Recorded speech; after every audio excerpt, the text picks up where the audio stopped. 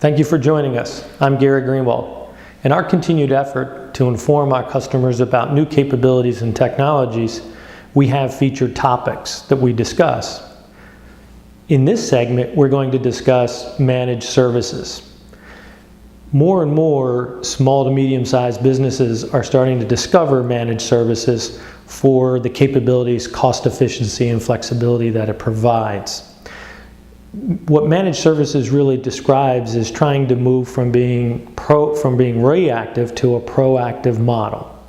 So for a quick example, you come to your office one morning, your email system's not functional, you pick up the phone, you call your technology service provider, report the problem, they address the issue, you're back up, you're running. That's a reactive model. In managed services, the idea is your technology service provider is monitoring those services and they address those issues before they become a problem.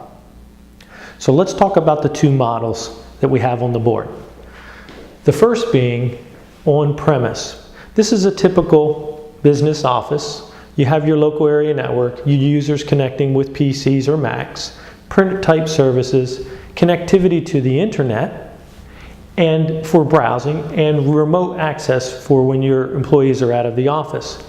The key in this environment are your business applications, your file services, so for an example, your Microsoft Word documents are stored there, Excel and the like, and your email services, whether it be Outlook Exchange or Lotus Notes. The key here is these devices are physically at your location, yet they are managed remotely from your technology service provider to again provide that proactive view so that you have minimal business disruption. What are some of the advantages? In this particular case, you're monitored 24/7. Again, it's proactive. But one of the things that's important to some customers is your business information is still on site. And although managed services in the hosted model we'll discuss in a moment, some customers still would like their information to be local. The other is to give consideration to the application and service performance. In other words, ensure that you have good connectivity. Since these devices are local, the performance should be very good for your local users. In the hosted model, on the right side of the board, in this scenario, the local area network, your users, the printer fax, it's all the same. Connectivity to the internet, remote access, the same. The difference in this model is that your managed service provider, your business applications, your file services, your email services are physically located at a data center that technology service provider offers.